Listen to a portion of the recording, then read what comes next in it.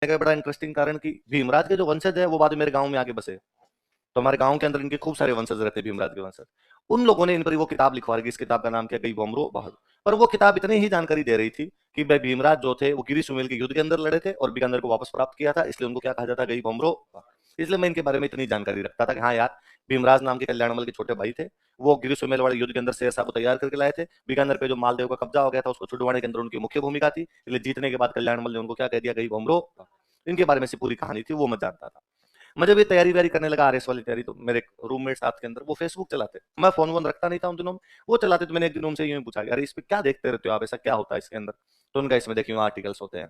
तो मैंने कहा यार ये मुझे दिखाओ। तो मैं एक दिन यूं चला रहा था उसको, आईडी मेरी बनी हुई थी कोई पुराने टाइम की, पर उसको चलाता वाला था कभी था नहीं। कोई साथ वाले इंजीनियरिंग का कोई लड़का रहता, उसने पहले बना रखी थी, तो मैंने वो मेरे वाली खोली, पासवर्ड वासवर्ड भूल गया, उन्होंने दोबारा लगा के उसको खोला। तो मैं उसको बैठा बैठा 2-3 दिन चस्का लगा, तो डेली उसको देखता हूँ, या तो लूंगा आपका मोबाइल दो मैं देखूंगा। एक दिन ये रैंडम कोई मैं वो देख रहा था, और एक कोई आर्मी का एक ग्रुप, आर्मी का वाला मेरा थोड़ा यूं शौक रहता ही था हमेशा, आर्मी की जो भी पोस्ट आती है उनको देखता। फेसबुक ये सब ये काम करते हैं कि आप दो पोस्ट ज्यादा देखते हो, वैसे ही आपको दिखानी शुरू कर देते हैं। तो उन्होंने आर्मी वाली पोस्ट मुझे को दिखानी शुरू की थी, कर्नल साहब की पोस्ट आई, उन कर्नल साहब ने लिख रखा था कि बीकानेर के राजा कल्याणमल का छोटा भाई भीमराज कालांतर में दादू संप्रदाय में चला गया तथा सुंदरदास हो गया। तो वो आते मेरे दिमाग काम क्या कर रहे, भीमराज तो अपने वाले, गई बोमरो बाड़ू अपनी पूरी पड़ी हुई है, और ये तो बाद में सुंदरदास हो गए थे। पर वो मैंने पढ़ा हार पढ़ के आगे चला गया, पर वो मेरे बात दिमाग में हिट कर गई, यार अपने वाले भीमराज जो थे वो क्या बन गए थे, सुंदरदास। इधर जब राजस्थान जी के न्यू ढंग से थोड़ा पढ़ना शुरू किया, तो यहाँ पर अपने लिखवाते सर लिखवाते किताबों में पढ़ा, तो किताबों में पढ़ा तो लिखा हुआ है कि सुंदरदास का जन्म दौसा के खंडेलवाल परिवार में हुआ था। दौसा के कंडेलवाल परिवार में हुआ था, और उन्होंने नागा शाखा की स्थापना की थी। तो मैं कह रहा अपने हालात बदल गए, जज्बात बदल गए। इसका मतलब कर्नल साहब वाली जो बात है वो तो सही नहीं है। तो उन्होंने लिख रखा है कि अपने वाला भीमराज सुंदरदास हुआ था, ये कहते सुंदरदास तो दौसा का खंडेलवाल था, क्योंकि वो तो अपने बीकानेर का भाई उधर का राठौड़ राजवंश का राजकुमार है अपने आप के अंदर एक। तो और वो बात में वार उसकी तो गई बमरो बाड़ू वाली पूरी कहानी है। तो मुझे लगा कहानियां मिसमैच कर रही है, इसका मतलब ये सही नहीं, मैं भूल भाल गया उस बात को। पर मैं जब भी किसी बुक में पढ़ता या पढ़ाता तो मेरे दिमाग में वापस आता है यार ये सुंदरदास वही है जिसके बारे में अपने ये बात भी पढ़ रखी है। कोरोना के अंदर मैं निकम्मा बेटा, फरी बेटा, कोचिंग बंद होगी करते गया। तो एक दिन मेरे पास कोई एक रैंडम कॉल आया किसी स्टूडेंट का, और उसने कहा कि सर ऐसे ऐसे कोई कर्नल साहब है फौज के, और वो हिस्ट्री के लिए कुछ लोगों से मिलना चाहते हैं। तो वो चाहते हैं कि यार कुछ ऐसे लोग जो हिस्ट्री पे काम कर रहे हो, तो उनसे वो डिस्कस करना चाहते हैं, कोई हिस्ट्री पे रिसर्च कर रहे हैं। मैंने आपका नाम सजेस्ट किया, आप टाइम दे दोगे उनको। मैं टाइम ही टाइम पड़ा मेरे पास, मैं तो चाह रहा हूँ मिनट दिखे मुझे भी। तो भाई जो आदमी 12 घंटे लगातार बोलता है, उसको यदि बोलने वाला ना मिले तो पागल लोग मरे नहीं गए, मैं फांसी खा लेता 2-4 दिन और नहीं मिलता तो उन्होंने कहा कि हाँ ठीक है, आप मिल लेना। मैं कर्नल साहब से मिला, जाके कर्नल साहब बातचीत की, थोड़े आप म्यूचुअल इंटरेस्ट पे बातचीत करते हो, उनको जो चीजें हिस्ट्री में चाहिए थी मैं वो चीजें प्रोवाइड करवा रहा था। तो उन्होंने मुझे कहा कि यार मेरे को यही ऐसा ऐसा कुछ करना है, मैं जरूरत पड़ेगी तब तेरे कॉल करूंगा, मैं ठीक है आप कर लेना। एक दो बार उन्होंने मेरे से कुछ पूछा, मैंने बता दिया, मैंने उनसे पूछा, सर ने मेरी यूं मदद की किसी बात में। तो जब आप 2-3 बार मैं मिल लिया, थोड़ा फेमिलियर हुआ, तो मैंने एक बार उनसे यूं पूछा कि सर ऐसी ऐसी बात है, आज से 10 एक साल पहले ऐसे ऐसे मैंने एक फेसबुक पोस्ट पढ़ी थी, उसमें ये था, हमारे बीकानेर के राजकुमार थे, मैंने किसी कर्नल की पोस्ट पढ़ी थी, वो कर्नल आप ही तो नहीं हो? हालांकि मैं नाम भूल गया वो कर्नल कौन थे। तो उन्होंने मुझे कहा कि ना यार वो कर्नल मैं तो नहीं हूँ, मैं ऐसा फेसबुक फेसबुक नहीं चलाता, पर मैं दादू संप्रदाय से जुड़ा हुआ हूँ, मैं दादू संप्रदाय का व्यक्ति हूँ, और यदि तू कहे तू ये जानकारी चाहता है तो मैं तेरे को नरेना लेके चल लूँ। तुम आपने करी है। एक दिन यहाँ से बैठ गए नरेना, 2 एक घंटे आराम से नरेना में खाना पीना करके आए, भंडारा छक के आए एकदम ढंग से। महाराज बैठते, महाराज से मैंने कहा इधर तरसाया कि मैंने महाराज को जाके बताया कि भाई ऐसी ऐसी बात। महाराज ने कहा एग्जैक्टली किसने कहा तुम्हें सुंदरदास जी 2 घंटे वालते हो? सर हमारी बुक में लिखा। उन्होंने कहा हमारे सुंदरदास जी दो है, एक सुंदरदास जी बड़े और एक सुंदरदास जी छोटे। सुंदरदास जी बड़े बीकानेर के राजकुमार थे, और सुंदरदास जी छोटे दौसा के खंडेलवाल, और जो नागा शाखा वाले हो सुंदरदास जी बड़े हैं। तो मुझे समझ में आया कि अपनी किताबें दोनों को जोड़ दी, है ना। उन्होंने बड़े छोटे लिखना कर दिया बंद, और सुंदरदास लिख के नागा शाखा वाले सुंदरदास को दौसा के खंडेलवाल परिवार से जोड़ दिया। ऐसी अपनी कई गलतियां जो जुड़ गई, आज दिन तक सुधरने का नाम भी नहीं ले। तो मैंने कहा अच्छा ये वाली बात। और फिर उन्होंने कहा तो तुझे और जानकारी चाहिए तो मैं तेरे किताबें दे देता हूँ। तो उन्होंने मुझे 2 बुक दी, ये पढ़। और तुझे जानकारियां चाहिए तो अलवर वाला काम मेरे दिमाग से निकल ही रहा है, वो अलवर वाला काम बताया कि तू वहां पे जाके वहां से और जानकारियां ले ले तू। नो ठीक है, वो 2 किताबें लाया और रैंडम यू किताबें पढ़ना शुरू की। तो पता चला यार इनके बारे में ये बात है। फिर एक दिन और टाइम मिला कर्नल साहब को, मैंने कहा सर उधर और चलना है, मेरे को अलवर चलना है। तो उन्होंने कहा चल। वहां गए तो वहां इधर और पूछ देखे तो बाकायदा पूरा आश्रम है, पूरा आश्रम है। उस आश्रम के अंदर सुंदरदास जी का वो चीजें जो थी वो रखी हुई है, प्रहलाद दास जी की समाधि बनी हुई है, कहाँ पर वो धूना लगाते थे वो बना हुआ है, कौन सा पेड़ लगाया था, कौन सी सोल ओढ़ते थे, एक एक चीज उस टाइम की उन्होंने रख रखी। और कहते हैं कि भाई अब जाके कम हुआ थोड़ा सा, वरना तो सारे के सारे नागा साधु पहले साल में एक बार यहाँ इकट्ठे होते, और अब नागा साधु अलग अलग कई और इनमें भी ब्रांचेज बन गई, तो अलग अलग जगह पे और रहने लगे। तो बाद में खूब सारी बातें इधर उधर से और पता, कई सारी बातें और पता चली। तो मैंने हमारे गांव वाले जो इनके वंशज रहते हैं उनसे वापस ट्राई किया, और मैंने कहा कि आपके जो दादाजी थे भीमराज जी जो थे उनके बारे में मैंने ऐसा ऐसा किस्सा पढ़ा है। तब गांव वालों ने कहा नहीं पता, नॉर्मल नहीं पढ़ने वाले आदमी क्यों पता रखे, किस बात का पता रखे।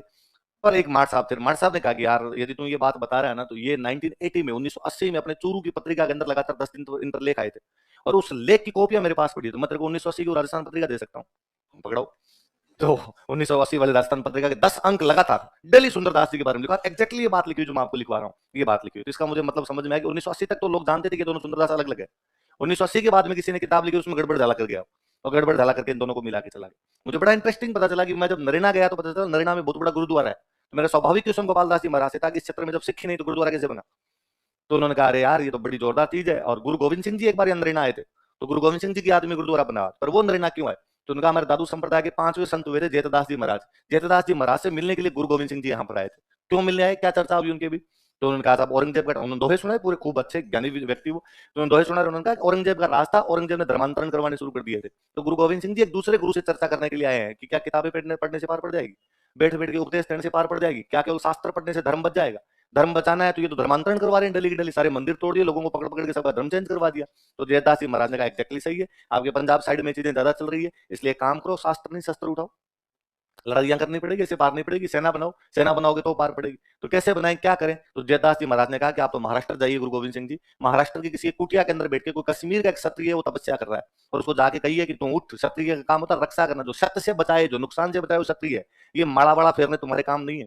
गुरु गोविंद सिंह जी यहाँ से महाराष्ट्र पधारे, उस आदमी को पकड़ के निकाला कि वो तपस्या करने वाले संत कौन है, और उनको कहा कि तुम लड़ो, तुम सेना बनाओ। उस व्यक्ति का नाम था लक्ष्मण सिंह मिन्हास। क्या नाम था, जो आगे चलकर बड़े अच्छे नाम से लोकप्रिय बंदा बहादुर। किस नाम से लोकप्रिय है, गुरु गोविंद सिंह जी ने कहा कि तू बंदा बहादुर है, तू बहादुर बंदा है, तुझे लड़ाई करनी चाहिए। और बंदा बहादुर ने उधर जो सिखों के अंदर सेना बनाई, उस सेना का नाम रखा गया निहंग। क्या नाम था, मुझे बड़ा इंटरेस्टिंग लगा कि इधर नागा उधर निहंग, और निहंगों की सेम 5 विशेषता है, केस कंगा कड़ा कृपाण कच्छा। इसका मतलब ये और वो एक है। मुझे और बड़ा इंटरेस्टिंग फैक्ट मिला कि नागाओं के शुरुआत के जो संत है वो सारे सारे क्षत्रिय हैं, कि सुंदरदास जी रहे, हापा जी रहे, श्याम सिंह। मैं जब उधर पढ़ रहा था तो मुझे और पता चला कि निहंगों में शुरुआत में सारे ज्वाइन करने वाले क्षत्रिय थे, खूब सारे जो लोग थे वो क्षत्रिय थे। फिर चीजें जुड़ती है। फिर लॉकडाउन में एक दिन एक रैंडम वीडियो देख रहा था, मिल्खा सिंह का एक वीडियो आया, और मिल्खा सिंह का वीडियो जब सुन रहा था तो मिल्खा सिंह ने कहा कि मेरा ताल्लुकात जोधपुर के मेहरानगढ़ से, मेरे पूर्वजों ने कभी जोधपुर के मेहरानगढ़ में राज किया था। तो अपना फिर दिमाग है कि मेहरानगढ़ तो बनाया राव जोधा ने, फिर कब राज कर गए, कौन राज कर गए। तो बाद में जब उसको और टटोला पीछे जाके तो पता चला कि इस फैमिली में, जोधपुर रॉयल फैमिली के अंदर कोई 2 बंदे हुए थे, रामोजी और उद्धव जी, उन्होंने जाके निहंग ज्वाइन कर लिया था, वो सिख बन गए थे दोनों जाके। उनमें रामोजी के वंशज मिल्खा सिंह, इसलिए मिल्खा सिंह रामायण राठौड़ है, और वो अपना बाकायदा दिखा रहे थे, इस पे लिखा हुआ था कि राठौड़ सिख।